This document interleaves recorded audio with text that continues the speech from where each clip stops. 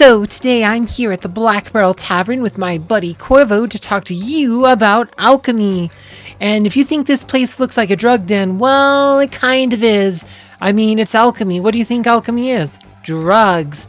Anyway, alchemy is a new system they added to Wizardry Variants Daphne about a week or so ago.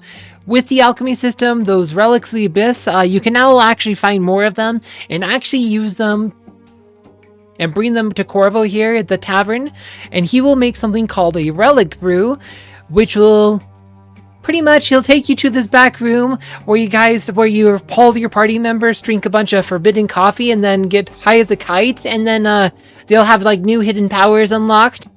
It's kind of a cool system, but a lot of people aren't quite sure how it works or how to get it started, so I'll talk to you a bit about the relics later, but let's just start with the beginning. So once you have completed the second act, or at least far enough into the second act of the trade waterway, you will get you trigger a cutscene in the port town by visiting it, and after this scene is over, you should be able to see a new request at the Adventurers Guild in the port town.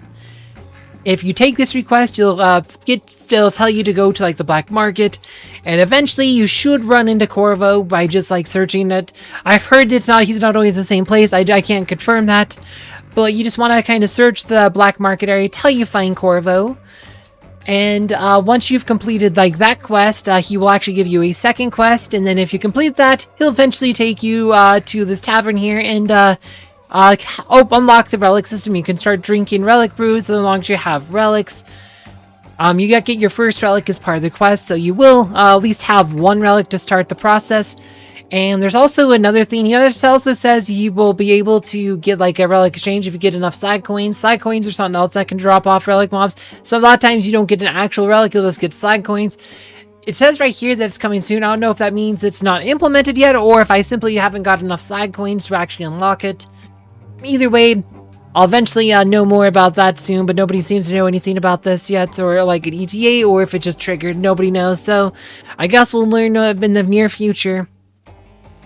Anyway, relics themselves, they offer a lot of really interesting benefits. So some of my mages here, I have a lot of my characters, even some of my non-mages, I have up to 3 relics on some of these already. But you have essentially have up to 4 relics.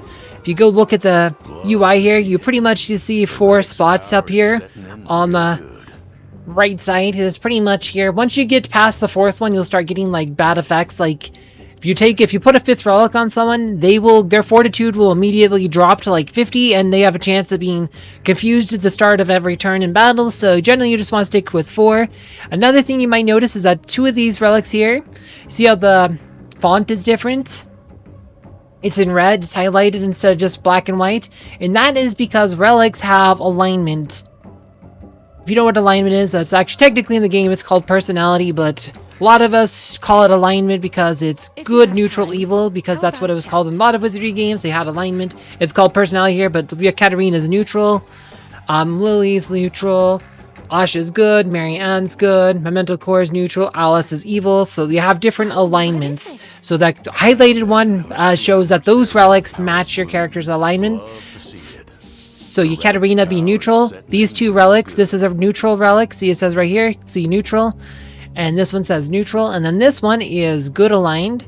So if you're good aligned, you get a better bonus there, and then this one is evil, so if you're evil aligned, you get a better bonus here, and I can actually show you examples. So this one on Katarina, and gives her 4 extra MP, but she loses 4 defense power. However, on Alice, she actually gets an extra 6 MP, and only loses the same 4 defense, so she gets a better bonus by virtue of being evil and it matching her alignments. Same thing with the sprite one here, if we got on the good aligned one. What that one does is, that one's a level 3 relic, and we'll talk about levels. That's not the wrong Marianne, it's the right Marianne. This Marianne.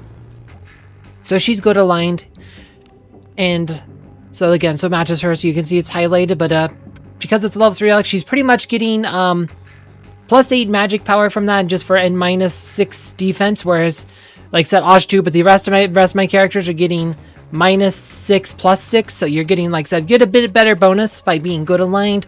I've also heard you need to have at least one that matches your alignment before you put the 4th one on there. If you don't have at least one that matches your line, I've heard you might have issues there, but that's just a rumor. I have no idea. I haven't been able to confirm that because relics are unfortunately kind of rare. If you're farming them, you're gonna need some patience because sometimes they just will not pop up, even though you're farming. Like the ones you want aren't gonna drop or whatever. But another thing to know about this system, love to see it, is that Relic's power is setting in real good. Is that relics you remove will actually be down here. You'll see this extracted relic power.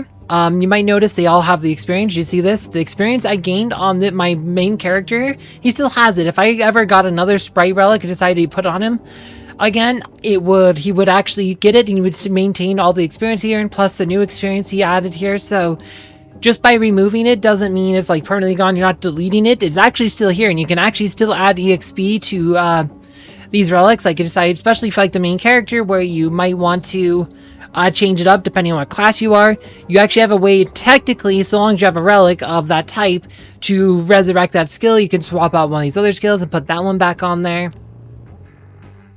Another thing is, again, all these relics, they're all specific with the power here. Like if it's a relic you've had before, it will tell you what it does. This one's a good aligned one, and it will tell you this one increases defense but slightly decreases evasion. So it's a pretty good one for like some of your tankier characters or just characters you want higher defense on. But these ones, I've never made a Relicbrew for these two, so I don't have it listed here. There are a couple like fan site stuff that are trying to come out of that, but there's no complete list as of yet. But yeah, you can always like experiment, but because of the way the main character works, like if you do ever drink a Relicbrew, so let's just go to this menu here. So if you go order, you can have up to 6 people drink it at once. Like whoever, it's default to your current party, but you can remove any of it and then put other people in, so long as they're like not dispatched or something. However, the main character, you can unselect him so he doesn't partake, but you can't actually remove him. So it's pretty much, I'd recommend always having him if possible, because you can always remove a relic to put a 4th one on him again. And just to kind of, so you can keep getting those relic powers in case you ever need to change it up again. That way it's not like deleting. You can keep acquiring these, still gain experience on all these various skills that you may or may not want later, depending on what class you decide to make the main character. Alright, and to remove a relic, what you actually do is you just click on the relic you want to remove. You can go to remove power here, and it will bring up the extraction menu. There's actually 3 different tiers. You have the emergency extraction, says immediately extracts relic from using on-hand tools. Extraction fails, maximum fortitude will temporarily decrease. And their standard, which, this success is a lot higher than their special, which extraction rarely fails under normal circumstances, so this is generally the one you want to use, but it does cost more money. You can see the price differences here. It's like, also, I always recommend using gold. You can use gems, but since you have gold as an option, I would just use gold if you can. And always go with the highest one. Should be noted that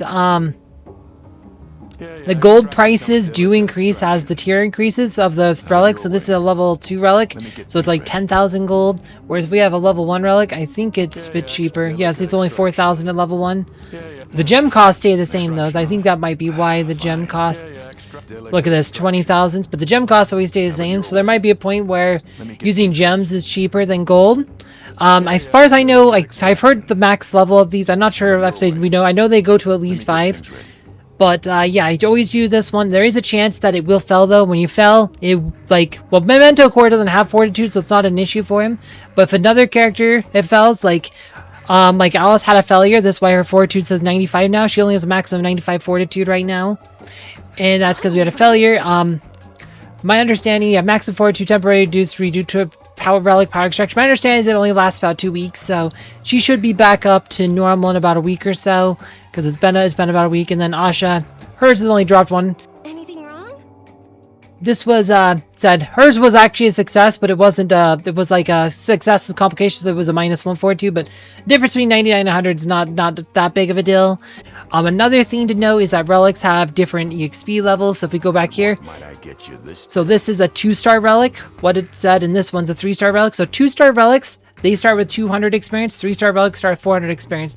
There's also 1-star relics, which is just 100 experience. I've also seen a 4-star relic, which is 1,000 experience. So a 4-star relic starts at level 3 immediately. 3-star relics start at level 2 immediately. 1-star and 2-star relics are always at level 1, but the 2-star relic is only 100 experience away from level 2, so it is a bit easier on these higher level relics, and it's just so going to more dangerous zones get you higher level relics. So pretty much most relics out of the beginning abyss are going to be level 1. Most relics in the trade waterway are going to be level 2, and most relics out of the Garda Fortress are going to be level 3. With the sentries, usually a lot of the ones from sentries are going to be level 4. Does give you maybe some incentive to try to farm sentries, though the sentries take a lot longer to kill. In my experience, I don't think the sentries are really worth it, and I think if you're just trying to farm relics and guard a fortress, you're probably better off just going with the buzzy rooms. Like, that's what I've been doing.